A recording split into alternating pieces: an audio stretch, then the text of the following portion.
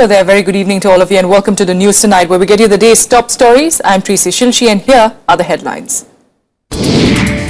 In a rare cross-border attack in Myanmar, the Indian Army avenges last week's massacre of 18 soldiers in Manipur's Chandel district, claims more attacks are planned after intelligence inputs from Myanmar.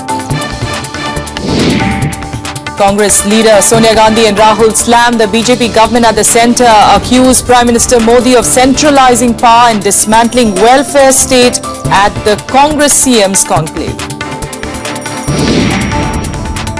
Delhi's Law Minister Jitendra Singh Tomar is arrested for his alleged fake degree. Aam Aadmi Party claims it's vendetta for its fight against corruption. Kejriwal government also intensifies its row over the anti-corruption branch appointment, informs a senior police officer appointed by the LG that there is no place for him. MERS scare grips South Korea after 7 deaths and 95 infections. The World Health Organization calls it the biggest outbreak outside Saudi Arabia.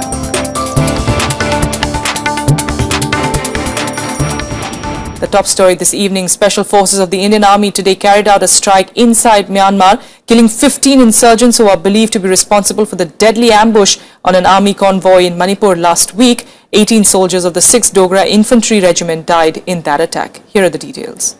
Hitting out at the militants who ambushed an army convoy in Manipur last week, commandos of the Indian Army's Special Forces carried out a strike. The strike was based on specific intelligence input in coordination with authorities in Myanmar. The operation was carried out along the Indo-Myanmar border at 2 locations along the Nagaland and Manipur borders. 2 militant groups, NSCNK and KYKL, are believed to have suffered significant casualties. Early this morning, the Indian Army engaged 2 separate groups of militants along the Indo-Myanmar border at 2 different locations along the Nagaland and Manipur border. And as a consequence of this operation, threats to our civilian population and the security forces personnel have been averted. The strike followed credible and specific intelligence received in the last few days about further attacks that were being planned within the Indian territory. These attacks were to be carried out by some of those groups which had been involved in attacks on security forces personnel earlier and some of their allies. And based on the intelligence that had been gathered by us, we conducted operations to counter these attacks. Asserting that any threat to security, safety and national integrity would meet a firm response, the army said it would do everything to ensure peace and tranquility along the border and in the border states. Bureau Report, Rajya Sabha TV. We'll keep updating you on Rajya Sabha TV on developments on that front. But now changing focus to Sonia Gandhi's strong-worded speech against the Modi government at the Congress CM's conclave today. She accused the centre of false promises and of playing a dangerous game of fomenting communal polarization. This was the first meeting of Congress CM since the party lost the Lok Sabha election last year. Here are more details. A combative Congress president taking the NDA government at the centre head-on. Addressing the meeting of chief ministers from party-ruled states, Sonia Gandhi alleged that the government was engaging in a double game, taking off good governance on the one hand while fomenting communal polarization on the other. We then also discussed the UPA, our own UPA programs, the yojanas, which have actually been appropriated by the Modi government with slight changes here and there. Sonia also called upon the chief ministers to work with the centre in the best interest of their states, but also confront the Modi government when it works against public interest. Party Vice President Rahul Gandhi also slammed the government. Universally CM's ने कहा कि मोदी सरकार कहती है कि CM's को पैसा दे रही है, मगर एक हाथ से देती है पैसा, दूसरे हाथ से लेती है, पीछे आगे से देती है, पीछे से लेती है. तो ये बात उठी. दूसरी बात उठी कि जो हमारे किसान हैं, गरीब लोग हैं, उनको सरकार बिल्कुल भूल गई है. तो हमने चीफ मिनिस्टर से कहा कि जो गैप दिल्ली की सरकार बना रही है उनका फोकस गरीब जनता पे, कमजोर जनता पे होना चाहिए। Former Prime Minister Manmohan Singh also addressed the conclave. He faulted the Narendra Modi dispensation for hastily abolishing the Planning Commission. Singh also took a dig at the BJP for obstructing the GST bill when the UPA was in power, while it brought to back it now when it was in power. Congress के मुख्यमंत्रियों ने कहा है साफ भाषा में कि 2013 के भूमि अधिग्रहण कानून के संशोधन के खिलाफ हैं। The day-long meeting deliberated on the strategy to oppose the NDA government, mainly on legislations like the Land Bill and the Food Security Law that the party has termed anti-poor. Bureau Report, Rajya Sabha TV.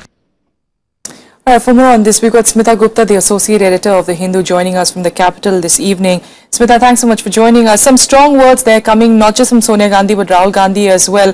Give us a sense really of at this point how much the Congress needs really, as far as meeting the CMs of the states that it's still in control. Well, I think the focus of today's conclave of the 9 Chief Ministers of Congress-ruled states was to, pillory the government and to challenge its claim that it is implementing the concept of cooperative federalism. It was pointed out in very, very strong terms that the states that used to be given special category status, of which 7 of the 9 Congress-ruled states are special category states, 5 in the northeast, Uttarakhand, as well as Himachal Pradesh, that concept has ended. The special category status was given to states which were backward and required, a push as far as development is concerned. The second part of the sort of so-called stepmotherly treatment of the states is that on the one hand the Modi government has been claiming that it's giving the states far more money than the previous UPA government. But the Congress today pointed out that while the new system of taxation was ensuring that more money was going to the states, by restructuring the social welfare programs and making severe budgetary cuts in the allocation, the government was in a sense giving with one hand and taking away with the other. So I think that was really the focus. And that is why the chief ministers had been called. But along with that, Mrs. Gandhi also attacked the government for the kind of communal polarization that we've been seeing in recent weeks. Yes. There was a resolution in which the chief ministers were also urged that while they should act in the best interest of their states, they must challenge the centre whenever it was required. Also, the first meeting that actually is taking place of all the CMs after the Lok Sabha debacle, Sonia Gandhi did also speak about what perhaps went wrong, what they need to do better, saying that perhaps they needed to be strong on social media, reach out to the media in a better way. Looking within, that is also something that they were pondering upon, you would say. Also, the elevation of Rahul, did that come up? No, the elevation of Rahul Gandhi didn't come up. I mean, today I think was, part of the Congress's strategy to revive the party, to, pump some energy into the party once again, because the party was completely demoralized, as we know, a year ago when it lost the general elections and was reduced to 44 seats. And this sort of concept of having chief ministers' conferences is one that Mrs. Gandhi had actually introduced when she initially became party president and the Congress was in the opposition. So from time to time they would have these meetings of their own chief ministers in which they would talk about the performance of those states as well as use the center-state relationship to challenge the center, because at that time the BJP was in power. And I think what we saw today was a continuation, sort of a revival of that. And this is part of the Congress's plans to revive the party and to revive, act as a kind of morale booster for its members. Absolutely. All right, we'll leave it there for now. Smitha Gupta, thanks so much for joining us, giving us a sense really of what we can be seeing as far as the Congress is concerned, trying to, like you're pointing out, rejuvenate the party members is, the crux of their meat, of course. Without a quick break here, but up next, Telangana ACB cracks down on an MLA alleged to be involved in the cash for vote scam. We'll get you details of that in a bit.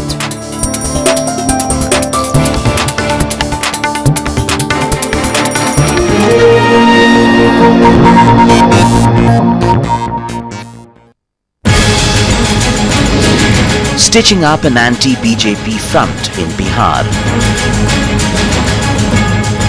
RJD agrees to Nitish as CM candidate. But will Lalu accept seat-sharing plans? More ego clashes round the corner. Watch the big picture at 9:30 p.m. on Rajya Sabha television.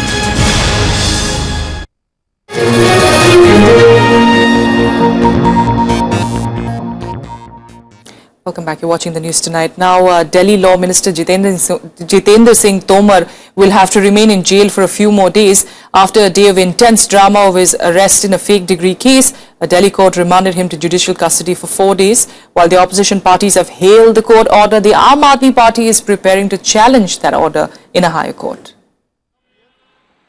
More embarrassment for the ruling Aam Aadmi Party in Delhi.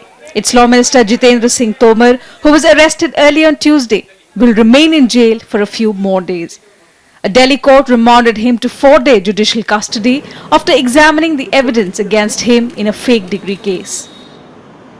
Whatever the court has ordered, we respect with dignity, respect with humility and politeness.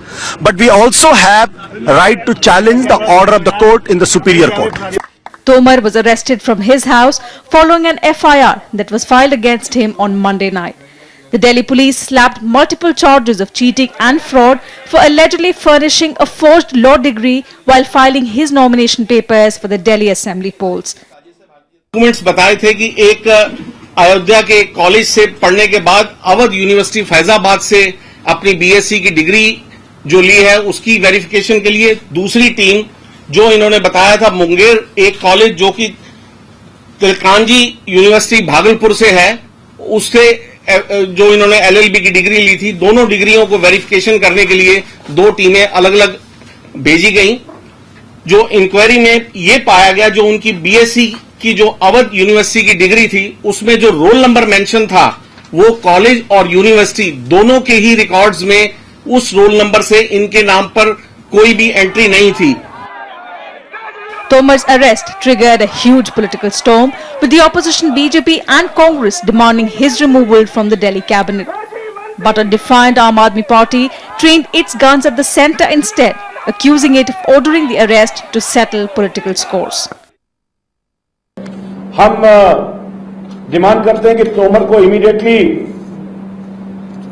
सरकार से बर्खास्त करना चाहिए और अगर इस तरह के किस्से और आते हैं तो हम निश्चित रूप से ये मांग करेंगे कि इस सरकार को अपने सरकारी पदों पर मुख्यमंत्री बने रहने का अधिकार नहीं है। आम आदमी पार्टी तो बड़ी नैतिकता की बातें करती थी, बड़ी बड़ी बातें करते थे, तो अब कहां गई उनकी नैतिकता?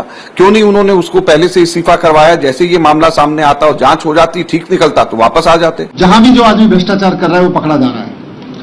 ये आम आदमी पार्टी सरकार की, दिल्ली सरकार की अब तक की सबसे बड़ी सफलता है और इस सफलता ने भ्रष्टाचारियों के मन में खौफ पैदा कर दिया है और सत्ता में जहां भी जो भ्रष्टाचारी बैठे हैं वो सब इकट्ठे हो गए हैं। वो साजिश रच रहे हैं, दिल्ली में तानाशाही के जरिए इमरजेंसी जैसे हालात लगाने की कोशिश की जा रही है।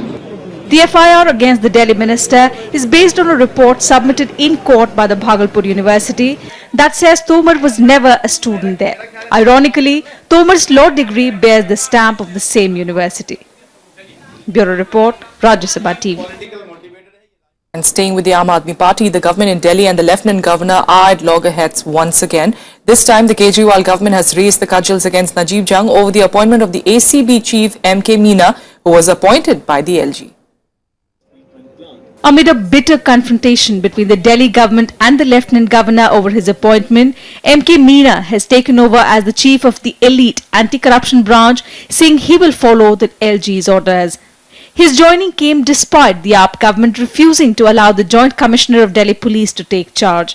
Meena is an LG appointee. Anti-corruption branch में जॉइंट कमिश्नर नाम का कोई पोस्ट नहीं है।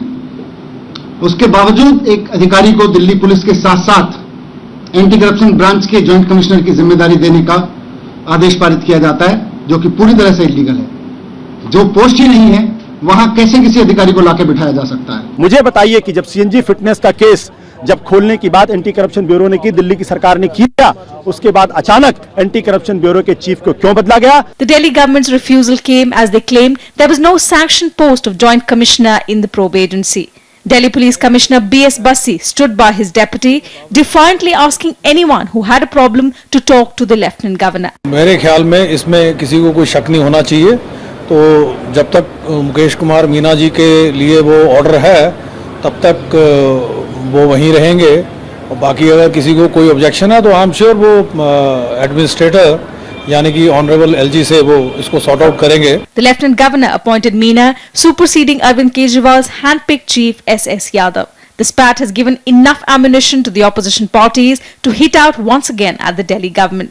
दिल्ली सरकार और केंद्र सरकार के बीच में जो तकरार चल रही है, उसकी वजह से पूरी यहाँ पे प्रशासन व्यवस्था एकदम ठप हो गई है। आपने बड़ी लंबी चौड़ी लिस्ट दी थी केंद्र सरकार को, आपने 34-35 करोड़ का बजट दिया था, अब अधिकारी दे दिए तो आपको खुश होना चाहिए। इसमें विवाद का है, बात का है।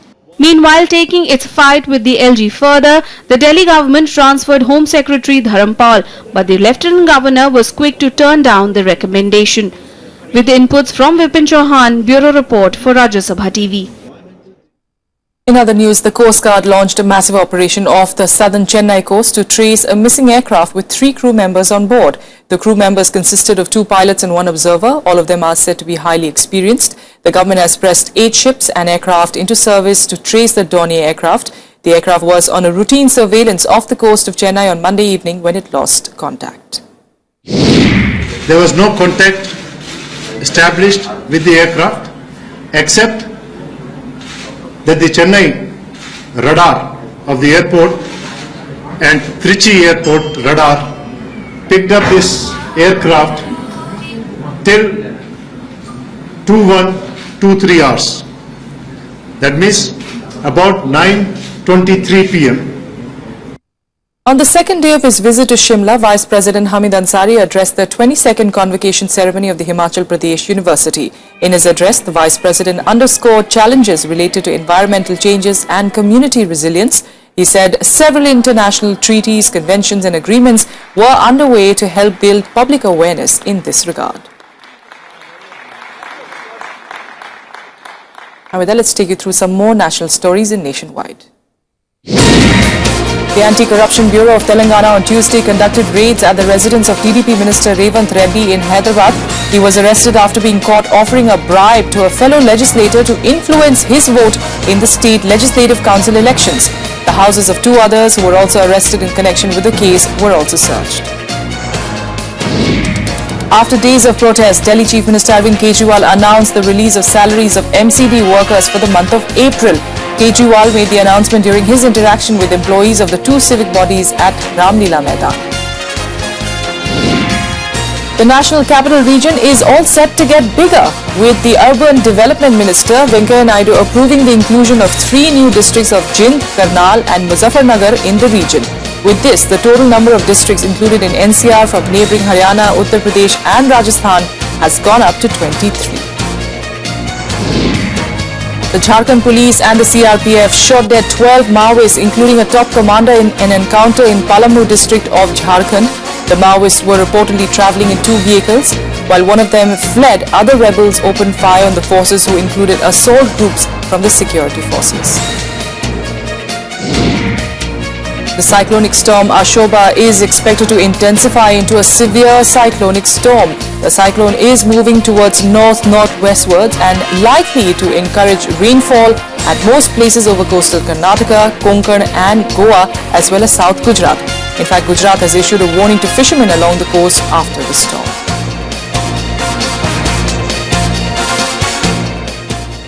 And still ahead on the news tonight, we get international news. US President Barack Obama admits the US strategy against the Islamic State does not match up to mark.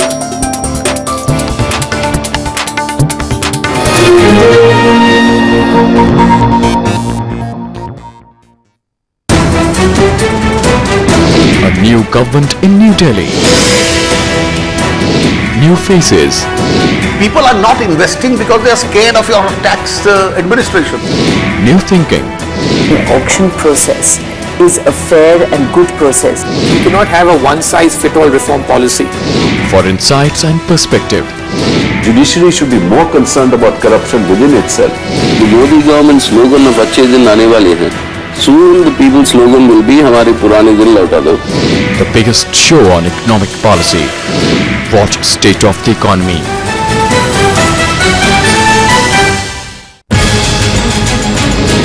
Stitching up an anti-BJP front in Bihar. RJD agrees to Nitish as CM candidate. But will Lalu accept seat-sharing plans? More ego clashes round the corner. Watch The Big Picture at 9:30 p.m. on Rajya Sabha television.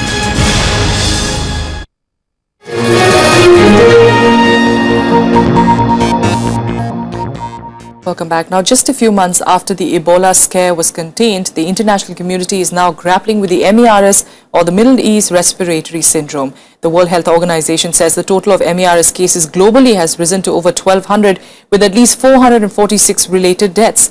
At least 95 cases have been reported from South Korea alone, with 7 deaths so far. Hong Kong has issued a red alert advisory to all those travelling to South Korea. After Ebola, it's the MERS scare now. South Korea has reported 7 deaths due to the Middle East Respiratory Syndrome so far. With 95 cases of infections, the outbreak is the biggest since MERS was first detected in Saudi Arabia in 2012. As fear mounts, the government has vowed to end the outbreak. Meanwhile, Hong Kong issued a red alert advisory asking people not to travel to South Korea. 어제 신규 환자는 8명이고요. 7명이 사망을 하셨고 퇴원이 2명 하셔서 총 환자 수는 95명입니다.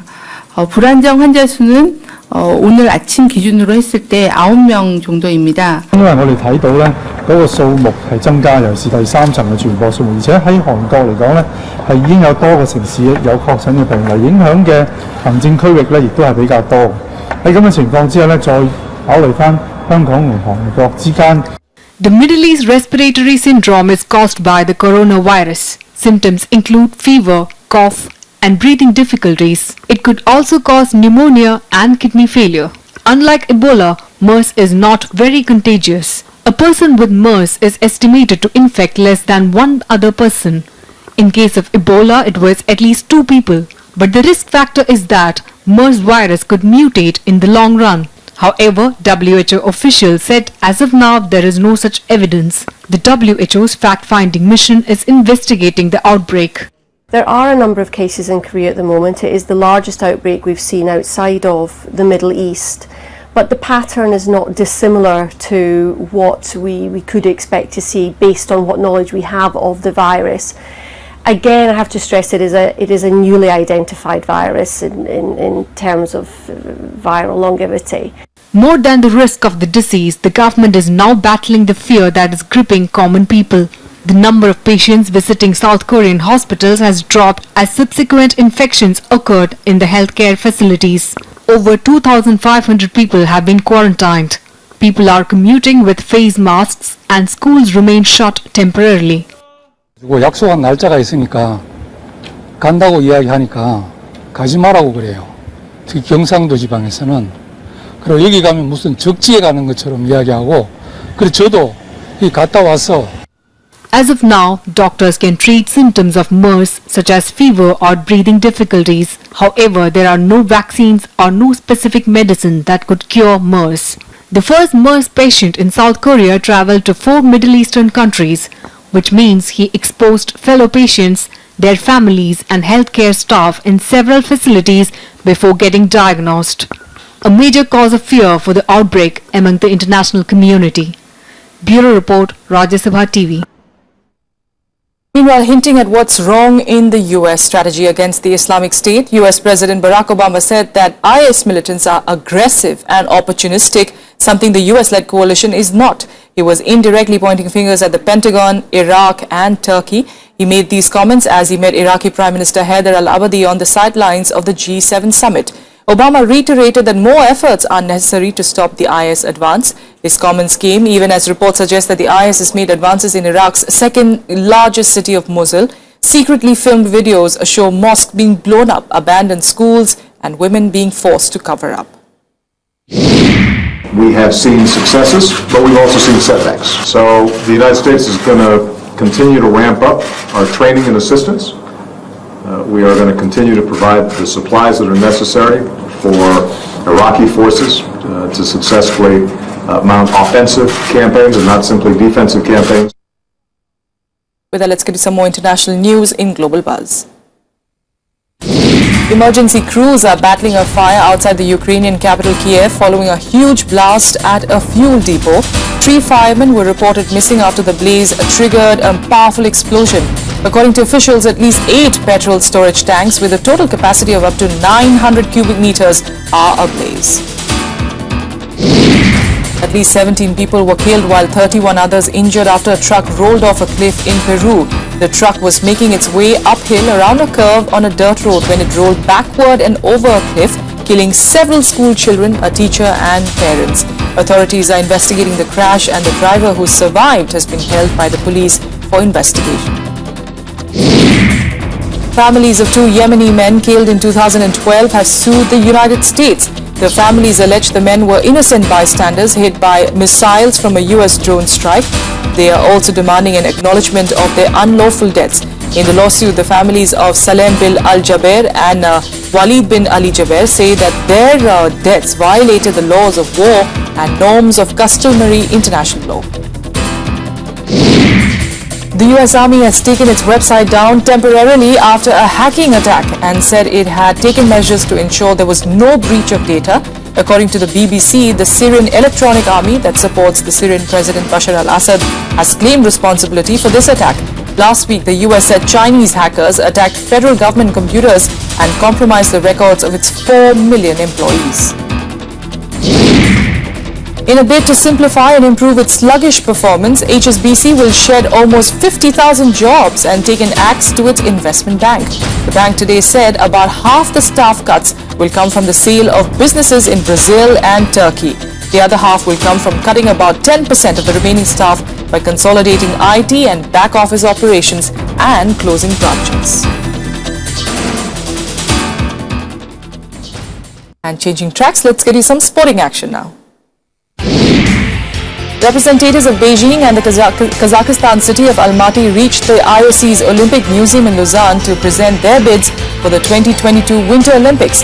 Both delegations will conduct detailed presentations and answer questions at the Olympic Museum. The IOC will pick the winner at the 128th IOC session in Kuala Lumpur, Malaysia next month. On the back of a maiden French Open title, Stan Wawrinka climbed 5 places to the 4th spot in the ATP World Rankings. The top 3 positions of Djokovic, Roger Federer and Andy Murray remain unaltered. However, Japan's Kei Nishikori rounds out the top 5 in the ATP rankings. Rafael Nadal, who was beaten by Djokovic in the quarterfinals, dropped from number 7 to 10. Barcelona signed Sevilla defender Alex Vidal on a 5-year contract for a fee of £16 million despite their transfer ban. Barcelona was banned from signing players in 2015 after being found guilty of breaching FIFA's rules on the transfer of players aged under 18. Vidal won't be able to play for Barca until January 2016. That's all we have for you on the news tonight from the entire team here. Good night.